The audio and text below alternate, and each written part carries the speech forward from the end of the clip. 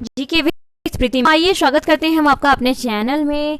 तो उससे पहले आपसे एक छोटू सा रिक्वेस्ट है, अगर चैनल पर नए हो तो फटाफट हमारे चैनल को सब्सक्राइब कर दीजिए, घंटी वाले छोटे से बेल आइकन को क्लिक कर दीजिए और थोड़ा दोस्तों और दुश्मनों में इस वीडियो को जरूर शेयर कर दीजिए, क्योंकि दुश्मन को भी आगे रखना पड़ता है ताकि वो आपकी गलतियां बताएं। अर्थशास्त्र का जनक किसे कहा जाता है? J.M. स्किन्स को, माल्थस को, रिकॉर्डो को, एडम स्मिथ को। तो किसे कहा जाता है? तो ये कहा जाता है एडम स्मिथ को। किसे कहा जाता है? तो एडम स्मिथ को। नेक्स्ट चलते हैं। आज ये पार्ट 1 है, इसी तरीके से मैं हर सब्जेक्ट वाइज मैं डाल दूंगी। अर्थशास्त्र में बाजार से क्या अभिप्राय है, बताइए।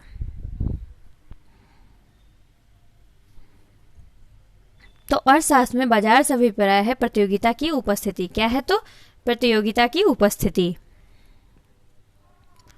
वर्ष 1998 में अर्थशास्त्र के लिए नोबेल पुरस्कार विजेता डॉक्टर अमर्त्य सेन ने किस विकास के मार्गों में सब किसके पक्ष में है, बताइए। तो आपके माइंड में आंसर क्लिक कर गया होगा, तो आंसर क्या हो जाए? कल्याण अर्थशास्त्र। कौन?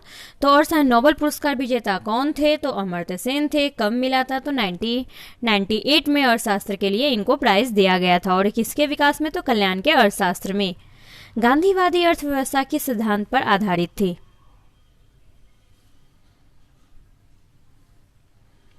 तो गांधीवादी सिद्धांत पर, ग्रामीण सहकारिता पर गांधीवादी अर्थव्यवस्था बिल्कुल आधारित थी। नेक्स्ट चलते हैं। भारत में केंद्र राज्य के वित्तीय संबंधों में गाडगिल फॉर्मूला क्या है, बताइए। गाडगिल फॉर्मूला है राज्यों के बीच केंद्रीय योजना सहायता राशि बांटने के लिए। यानी कि गाडगिल फॉर्मूला से क्या समझे?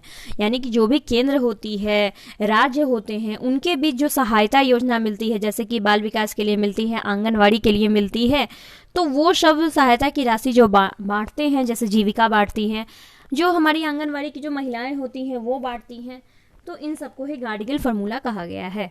नेक्स्ट चलते हैं। माल्थस के जनसंख्या सिद्धांत पर निम्नलिखित में से किसके बीच संबंध खोज की गई है? तो इसका आंसर क्या हो जाएगा? तो इसका आंसर होगा खाद्य एवं आपूर्ति जनसंख्या। क्या हो जाएगा? तो खाद्य एवं आपूर्ति जनसंख्या। किसने कहा था कि अर्थशास्त्र धन का विज्ञान है?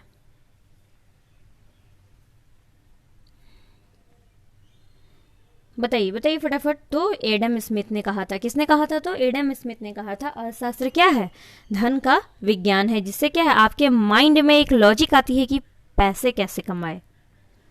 भारतीय जनसंख्या के इतिहास के किस काल अवधि को आगे की ओर बड़ी एक छलांग कहा जाता है? तो 1971 से 1981। क्या हो जाएगा? तो 1971 से 1981। ड्रेन का सिद्धांत, the theory of the drain, प्रतिपादित किया जाता है कैसे? तो जिन्हें ओल्ड मैन कहा जाता था, दादा भाई नौरोजी ने ड्रेन के सिद्धांत को क्या किया था? प्रतिपादन किया था। नेक्स्ट चलते हैं। एकाधिकारी यानी कि एकल कंपटीशन प्रतियोगिता संयुक्त राज्य अमेरिका में प्रतिपादित किया गया, बताइए किसके द्वारा? तो यह किया गया था एडवर्ड चैम्बरलिन द्वारा। किसके द्वारा किया गया था? तो एडवर्ड चैम्बरलिन द्वारा। और कौन सा? तो एकल कंपटीशन यानी कि वन कंपटीशन। किसके द्वारा? सिद्धांत संयुक्त राज्य अमेरिका में।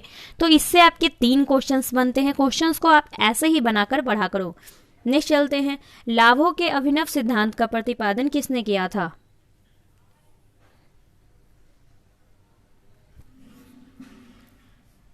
चलिए, तो इसका प्रतिपादन किया था J.A. सुम्पीटर ने। किसने किया था? तो J.A. सुम्पीटर ने लाभों के सिद्धांत, जो भी प्रॉफिट होते हैं हमारे, उसके सिद्धांत को इन्होंने थ्योरी में दिया था हमें।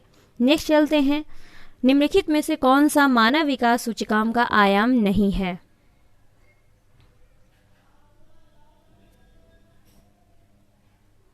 तो इसका आंसर कौन सा हो जाएगा? मानव विकास सूचकांक का आयाम नहीं है, तो वो है सामाजिक स्थिति। जीवन प्रत्याशा होती है, ज्ञान होता है, जो हमारे लाइफ के जीने के जो स्तर होते हैं वो भी होते हैं।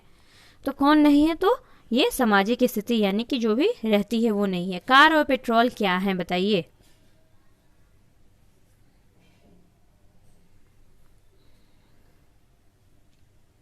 तो 13 नंबर का देखते हैं तो पूरक है। क्या है? तो पूरक है। अब आप ये कंफ्यूज हो सकते हैं कि आवश्यकताएं क्या हैं, विलास वस्तुएं क्या है, स्थान पत्र क्या है, तो पूरक क्या है। देखिए, नीड जो हमें ज़रूरत होती है, अगर कार नहीं भी रहेगी तो हम रिक्शे से जा सकते हैं, पैदल चलकर जा सकते हैं। विलास की वस्तुएं जस्ट लाइक एसी, अरे एसी के बिना भी तो काम चल सकता है ना। स्थान पत्र तो ये तो, अब पूरक क्या है? कार तो ले ली, जब उसमें पेट्रोल ही नहीं डालोगे तो कार चलेगी किससे? पानी से नहीं ना, तो वही है। नेक्स्ट चलते हैं, सम विभाजन की धारणा का समर्थन किसने किया था? तो यह स्मिथ ने किया था। किसने किया था? तो स्मिथ ने किया था। नेक्स्ट चलते हैं, ग्रामीण निर्धनता को दूर करने के लिए पूरा मॉडल पक्ष का समर्थन किसने किया?